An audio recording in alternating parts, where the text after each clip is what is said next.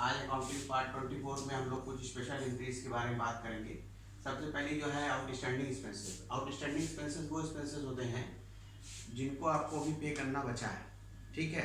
मतलब उन्होंने काम कर दिया और उसके बाद आपको वो उसको पेमेंट देना बचा है। जैसे कोई आदमी पूरा महीने भर काम कर लेता है तो महीने के बाद उसमें उसको सैलरी बची है, तो आपको जो उस महीने में है, जैसे मार्च की जो सैलरी है, मार्च में आपने पूरा काम कर लिया तो मार्च का पेमेंट अप्रैल में बचेगा।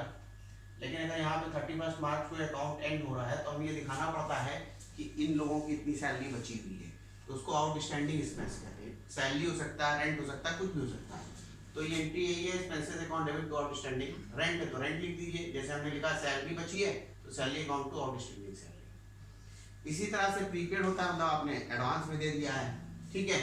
तो जो भी प्रीपेड एक्सपेंस हो, कैश है तो कैश, रेंट है तो रेंट, कुछ भी है, prepaid rent account debit to cash, ठीक है।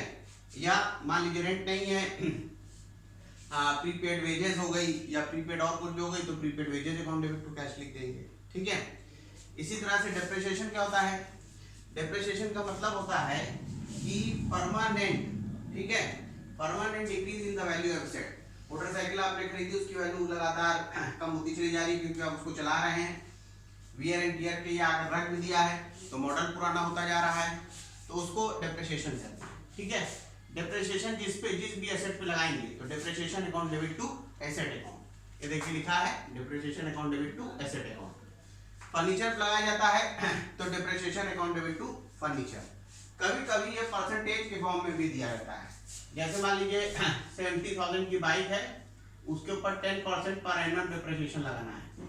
पर एनम मतलब हुआ सालाना, ठीक है।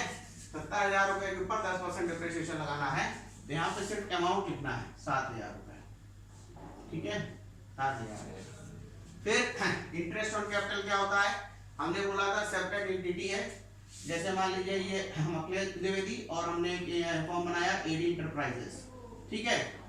अगर ये फॉर्म में हमने मान लीजिए फॉर एग्जांपल 10 लाख रुपए लगाया और इसको शुरू किया, ठीक, कंप्यूटर बेचने की एक शॉप शुरू की, और ये जो एडी इंटरप्राइजेस है ये 10 लाख के ऊपर हमको इंटरेस्ट देती है, तो उसको कहलाता है इंटरेस्ट ऑन कैपिटल, और वो interest on capital account debit to capital. इसी तरीके से इसका जस्ट होता है इंटरेस्ट ऑन ड्राइंग। अगर हम पर्सनल यूज